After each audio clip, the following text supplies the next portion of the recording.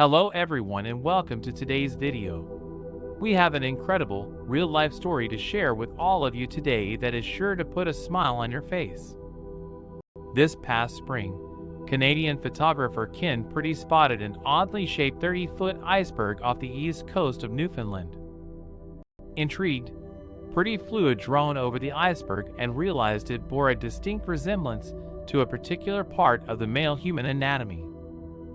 He seemed to be the only one who noticed. From there, the hilarity ensued. Pretty's images of the unique berg went viral and became known as the Dickey Berg. People speculated that the berg was surely to drift by the nearby Dick's Cove, and funny puns abounded of providing with the stiffest drink. Naturally, due to the resemblance, many had a hard time believing that Pretty's photos were not photoshopped, and indeed the berg was entirely real. While icebergs are naturally notable, the Dickey Berg was something extra special. It begged the question, where did this Dickey Berg come from?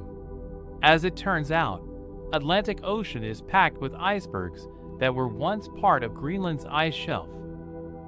In prime spring months, tourists flock to Newfoundland's east coast to glimpse south in the bergs become a huge lure for locals and tourists alike.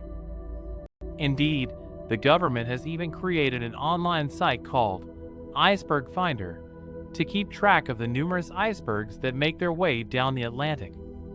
While most take in the sites, some have more enterprising plans, namely harvesting the cleanest water on the planet to sell as bottled iceberg water. Sadly, the Dickey Berg had a premature death. The bulbous top collapsed just one day after being discovered. This drove many to create memorial videos and posts as tribute. As Pretty concludes, "It's all in good fun.